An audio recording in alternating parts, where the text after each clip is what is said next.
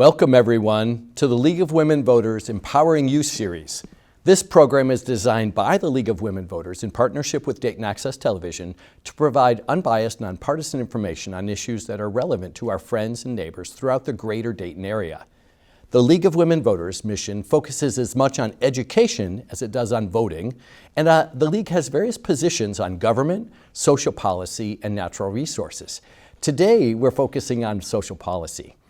My name is David Bodary. I am a member of the League of Women Voters and your host as we learn more about Welcome Dayton, including what it means to be a welcoming city, who our neighbors are, and to explore the City of Dayton's support systems for recent immigrants to our community. Our guests today are Jeannette Horwitz and Gabi Aguilar.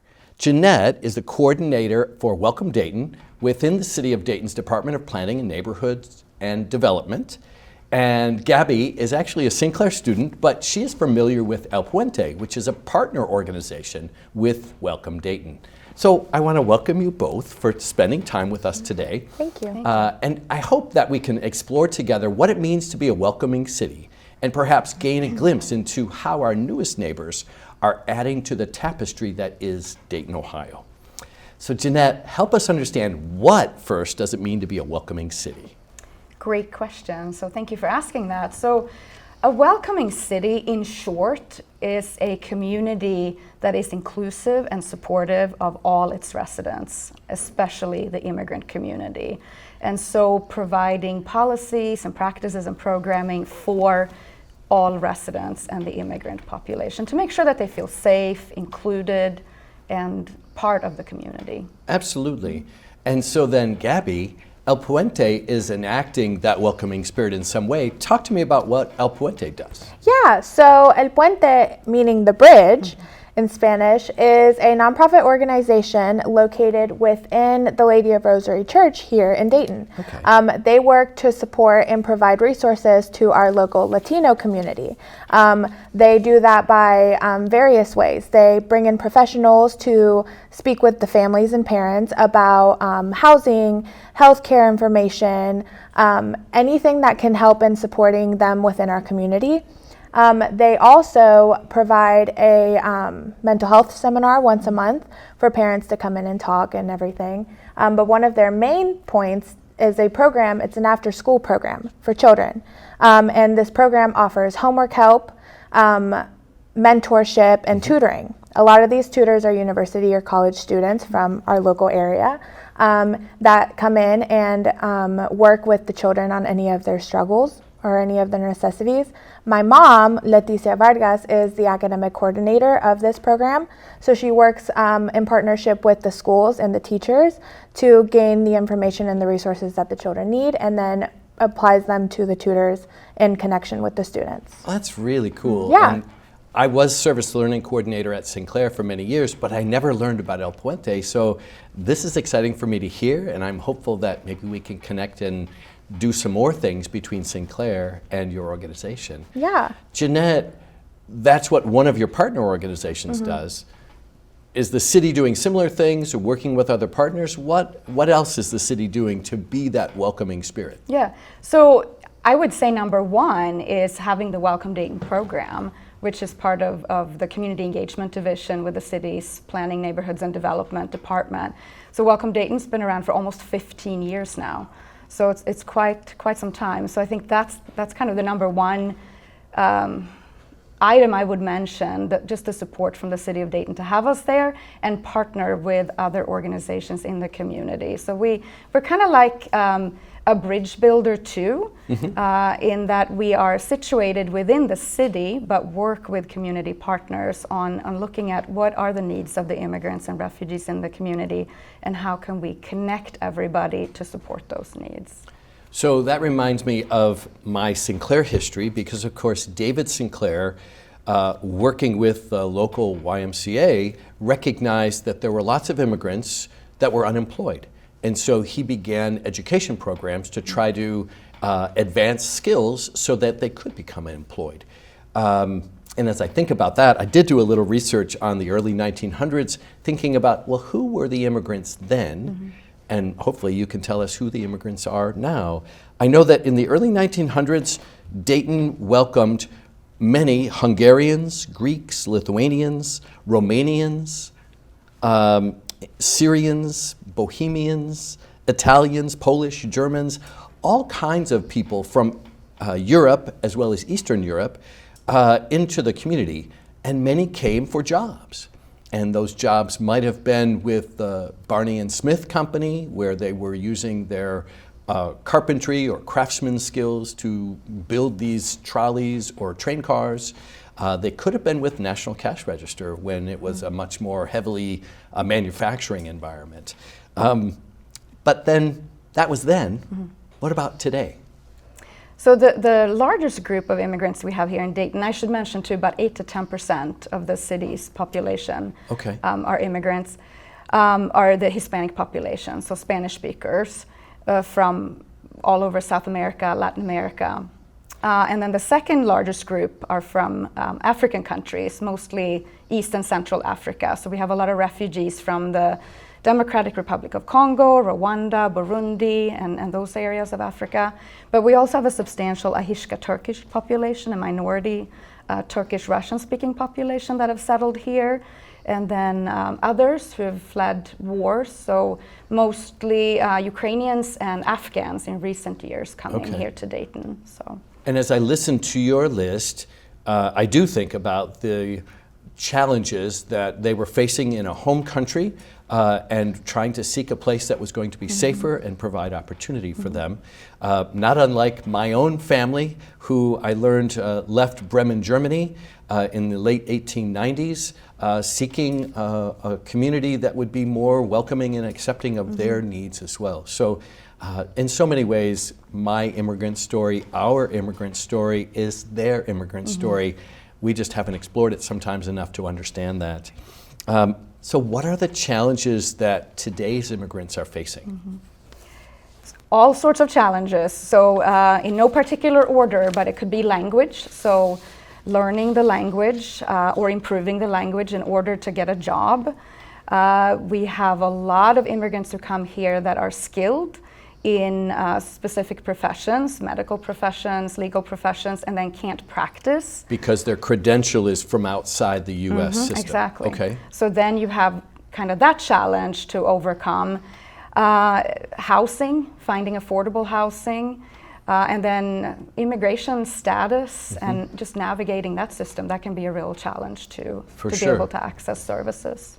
And so, Gabi, then, in terms of the students that are served at El Puente, are they mostly Spanish-speaking students, or are they English and Spanish-speaking? So I would say it's a little bit of both, with the main being within the home being Spanish, but also a lot of these Latinos, they also may speak their native languages from their specific area. Right. And so it is a challenge to try to distinguish, how can we help you? Here are the resources for us to help you learn the language and everything like that.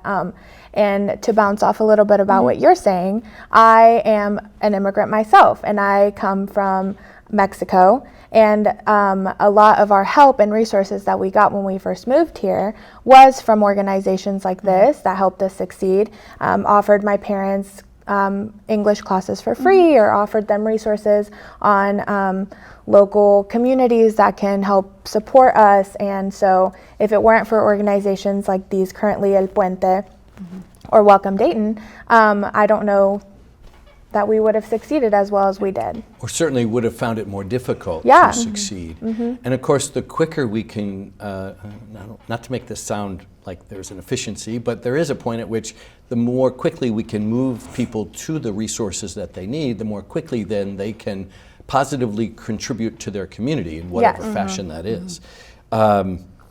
So let's talk about some of the ways in which our newest immigrants then are adding to the richness that is Dayton. Tell me some of the stories that you've sort of gleaned from working with your immigrant populations. Yeah, just adding so much diversity and different perspectives of how you can think and how you can live. I think that's important to note, but also bringing an entrepreneurial spirit, starting businesses, and really exciting restaurants and so forth that bring real flavor, I think, to the city. I love that expression. Yeah. It's both it's physical flavor, right? But there's also there's another level of that as well. Exactly. Beautiful. You can learn from that too. It's not just eating the food, but learning a little bit about the history of the people and everything. That's beautiful. And I think about a Rwandan refugee that my church in Kettering adopted, maybe is the word that they used at the time. And I saw him on Sunday, and I think it's probably been 18 or 20 years that he's been in the country. So the children that he brought that were small are now adults. And they're seeking education, or they're gainfully employed, and all of the ways that we hope all of our family members, right, mature and develop and become the best version of themselves. Other stories that you can share, Gabi, from your perspective? Yeah, same perspective. Obviously, I feel like everybody has a unified goal of creating successful members within our community and nationwide as well. So I think that the stories that I have to tell are from, struggling children specifically who are trying to find their place in the community, who are trying to find their group of friends and learn a new language, which can be incredibly challenging. So seeing that come to fruition as they get older and seeing them adapt, which is a huge strength that I feel like a lot of our immigrant and refugee community members have, is that strength of adaptation. I think is incredibly powerful. So getting to see that firsthand, to me, is the biggest. That's wonderful. Yeah. Anything else? Yeah, I think also, like you said, Gabi, those who come here have a will to really make a difference and contribute and be part of our community in whatever way that manifests itself. So, it could be through again, entrepreneurial spirit, or through art, or just they want to be part of the community. It's beautiful. Yeah. I know that in the last years there's been significant misinformation as it relates to the Springfield immigrant community. And I guess I'm hopeful that you can help me to maybe break down some of the myths or misunderstandings, misconceptions that people may have about the immigrant population that's here in Dayton or Springfield. Anything you can share to help me break that down? I'll piggyback on what I just said. I think it's important to note that the majority of those who come here, they are ready to work, they're ready to learn the language, they're ready to be part of our community. That's what they really, really want. And I think that's sometimes a misconception. And there is an eagerness from that community, and I feel that sometimes the misinformation could be so that their inability to maybe communicate within the language that we are used to, or that you are used to, depicts them as less of a person. But I think for me, the importance that I want to spread is taking the time to maybe stop and really try to understand another person, no matter the differences. I think that will help empower them, help strengthen us in our understanding of people who may be different than us. Absolutely.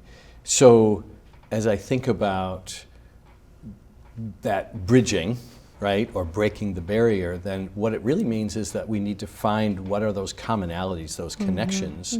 And oftentimes it is family that we both value immensely, but perhaps because of the language barrier, we misunderstand. One of the areas that I think is often misunderstood is that a refugee who is working perhaps on a citizenship status isn't paying taxes or something like that. Can you help clarify that? Yeah, that's definitely a misconception too. So we could do a whole segment, I think, on immigration and what that is, but depending on what status you have, how you came here, most people are contributing with tax money and doing what they are supposed to be doing here. So I think that's definitely a misconception that we want to... So maybe they're on a green card and they have temporary status assignment, and so they are paying into Social Security or other resources, and they may not even benefit from those depending on what happens with their status situation. So I think it's important people not make assumptions about what's happening when we don't necessarily fully understand. Right. So then talk about the immigration side. Is Welcome Dayton involved in helping those individuals then to gain citizenship? So we're not a direct service provider, but we do a lot of work with other organizations, including legal organizations, immigration attorneys, and legal aid organizations here in Dayton to support them. We get a lot of phone calls, so we can make those connections. We sometimes provide legal information clinics and sessions on various topics, how to obtain citizenship or permanent residency and so forth. Good. So that's kind of our work with that. What about on the literacy side? Is Welcome Dayton involved in any of that, or is that also referred over to other literacy organizations? So again, referred over to many of the organizations that work directly with El Puente, but also for adult education.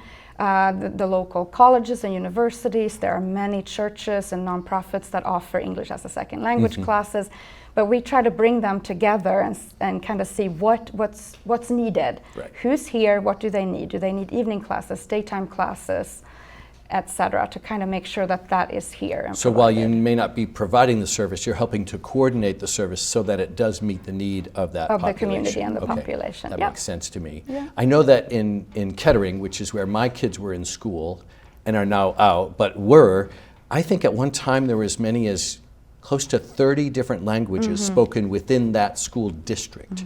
And so Kettering, I guess it's large, but not the largest school district, and yet to have so many different languages spoken, it really speaks to the need for educators, for people that are volunteers, I suppose, willing to help support those individuals willing and interested in learning. And that's partly what you do. Yeah, of course. I wanted to emphasize that your comment about how the willingness to become educated. I think that is a very important key in all of this discussion that we're having, is just that willingness to be able to educate yourself maybe on a matter or a topic that you don't quite understand. I think that helps in the support of the community. I think willingness to educate for me as part of the Latina community, I think that helped me feel supported amongst many other things, that people were willing to ask questions and know more about me or the community. Right. Yeah. So then, all right, let's imagine some of our viewers are interested now in learning more about either Welcome Dayton or one of their partner organizations. What would viewers do if they wanted to get more involved? So with Welcome Dayton, we have a website. On the city's website, you can just Google Welcome Dayton and you'll get right there. We keep that updated. We have social media presence via our Facebook page. So that's another great way to keep in touch with us. You can volunteer at some of our events. You can come to our events and just support them, because that's a great way to just show that you're there for the immigrant community. We have, Welcome Dayton is very much a community initiative. That's how it started. So there are also possibilities to be involved on one of our 5 subcommittees if you have an interest in a particular area, education, business, economic development, etc. So there are many opportunities depending on your time and availability. But also maybe depending on your skill set or expertise, right? Exactly. So if I am a business person and I think I've got some things that I could share, then maybe I could work with one of those subcommittees in support of starting new businesses or whatever. Yeah. All right. That's good. What about? I would say the same for El Puente. They have their own website. They also have social media presence. And all of those things, I would say to help support them, you can get on the website. There is area for donations. There's also sign up for volunteers, which are geared towards, like I said, typically university or college students that are looking for those volunteer hours or requirements for their graduation status and things like that. Sharing is key, even if that's a way to support, is getting the word out there that there is an organization that is able to help and support those within the Latino community locally. And so Gabi's here from El Puente representing what is the largest community, the Hispanic community. Are there other partner organizations that you want to give a shout out to? Absolutely. I would say Catholic Social Services of the Miami Valley. They host our refugee resettlement program. They have. And that's how my church got involved through Okay. Catholic Social Services. Yeah. Definitely. Ebenezer Healthcare Access is another nonprofit organization that work a lot with the refugee population here in Dayton on direct services. There's so many organizations that we love to partner with and that do great work in Dayton. What if there's an organization that you're not partnering with? Is there a process that you could begin partnerships? They can reach out to us and we will have a conversation. We are so open to that because that's a great And so opportunity. Jeannette Horwitz, right? Jeanette's email, I'm pretty sure, is right on the website. So if you search Welcome Dayton and Jeannette, I bet you that you will find that information. Correct. That's great. All right, so we're kind of beginning to wrap things up a little bit.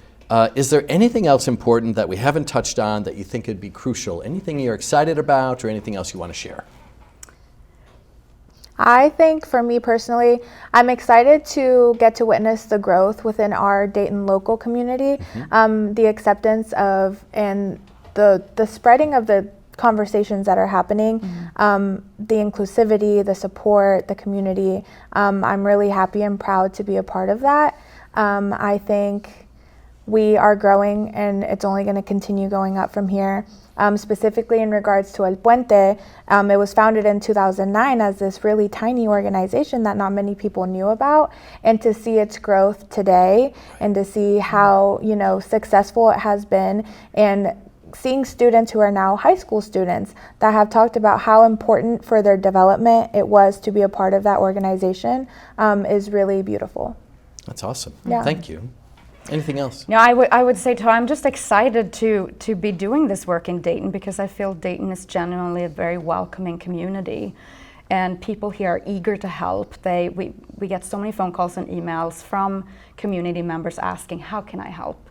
And I love being part of that and finding new community members who support our work and get involved. I think that's beautiful. So I think we are a very welcoming community. We have a long history of being welcoming. I can go back to David Sinclair with his Scottish heritage, but then recognizing there were these immigrants that really were looking for something, and he figured out a way to meet that need. But then I also thought about the paper I read this morning. The Dayton Daily News was covering the Bosnia Accord. And of course, they brought in students from Bosnia recently, probably it was this weekend, to sort of give them a tour of the city. And I did some programming and things like that. We have a long history. And the peace accords that were signed here in Dayton, Ohio, for the Bosnia-Herzegovina Accord is another example of the way in which Dayton is a welcoming community. I want to thank our guests, Jeannette Horwitz. Jeannette is the coordinator of Welcome Dayton, which works within the City of Dayton's Department of Planning and Neighborhoods and Development. And to Gabi Aguilar. Gabi, a student of mine, but also closely connected with El Puente, a partner organization to Welcome Dayton. I want to thank our viewers for staying informed and engaged. And until next time, let's continue to keep empowering one another and strengthening our democracy. The League of Women Voters encourages everyone to be active as citizens in our community. This includes being educated about government, social policy, and the environment, and by registering to vote and then actively voting in every election. Democracy is not a spectator sport. It's not something we can watch as it happens. We need to participate. If you need help registering to vote, learning how to vote, or have ideas for upcoming programs that you'd like to see me involved in, please contact the League by emailing league@lwvdayton.org, or you can call the office. The number there is 937-228-4041. Thank you very much. I appreciate your time. Thank you. Thank you. Thank you.